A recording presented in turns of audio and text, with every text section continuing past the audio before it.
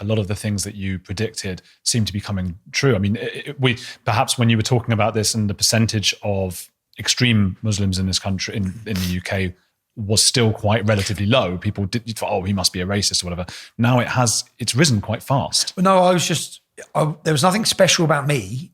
I'd just grown up in Luton. So Luton was a blueprint for the rest of the country.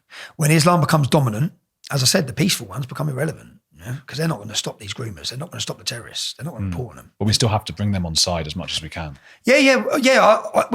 I agree. But we can't rely on them. They're not going to solve the problem for us. We can't keep funding the Muslim groups. Like, it's insane. Muslims, when the grooming scandal hit, Muslim organisations, not non-Muslim organisations, there's a Sikh organisation called Sikh Awareness Society, who have for 20 years, 30 years, longer than I have, they were on this grooming issue. They were travelling, they have sent, I think, 10 girls, they've relocated 10 girls abroad to save them. And they don't just deal with Sikh girls. They're a fabulous organisation, look them up. In fact, the man who runs them, his name's Mohan Singh. I first went to a Luton Sikh temple to listen to him speak about grooming, and he carried an aura that I've never experienced. When I listened to him talk, I thought, wow, like, he's a religious man, and there was something very special about him, and the way he spoke, and the connection he had with everyone. And then I travelled the country, going to Hindu temples and Sikh temples, to listen and learn about how they're tackling the grooming issue and what they're doing. And I remember the journalist asked me, I brought a journalist, and he said, what do you think of what's happening here? I said, it's absolutely brilliant for the Sikhs and for the Hindus. Who's doing this for us? Who's educating the wife? Because in these temples, they have all the mums and the sisters and the daughters, and they're all sat down. And then they give them a seminar for 2 hours. And they show them, this is how they groom you. This is what to expect. This is how they operate. Yeah? So all the warning signs, the families can see the warning signs.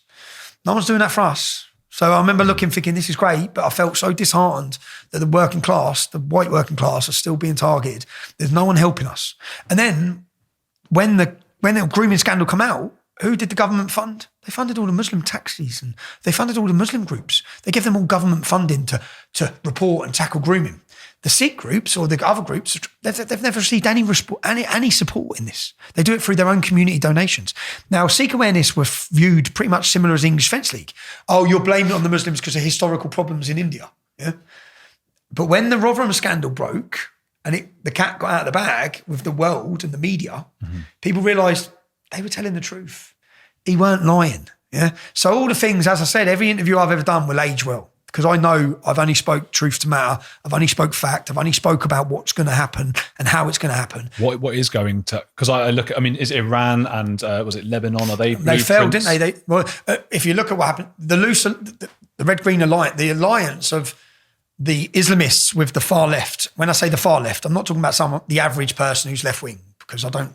Left wing politics healthy. Right wing politics healthy. I think anyone you stop will share some parts of the left, some parts of the right, which unfortunately now you have to hate each other. Yeah. That's where we've come in society. You have to hate them, they have to hate you.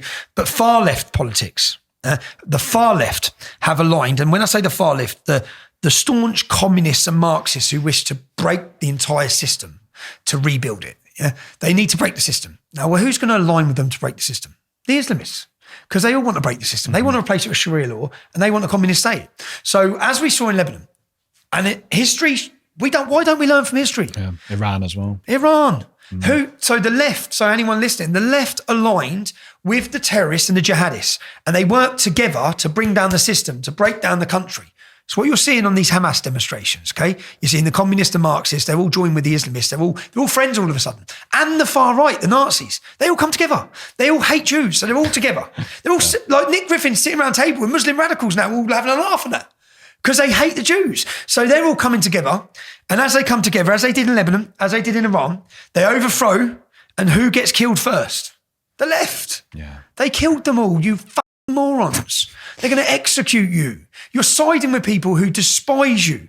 Jihad is not just for Jews. Jihad's for every non-Muslim, including you lot. You communist, Marxist knobs. It's like, I just don't think, have you not looked at history? Have you not learned a single thing? There's 55 countries in the world, 45 countries in the world that Islam has come into as a minority, and then it's dominated and it's caused war. There's not one single country in our history that has peacefully coexisted. Ever. Why do you think Europe's going to be any different? You morons. Afghanistan, 99% of the Muslims in Afghanistan want Sharia law. What do you think? 100 of them come to the border and they leave it behind. They come into the country, as you'll see in our new documentary, and they bring those intolerant medieval views of women with them.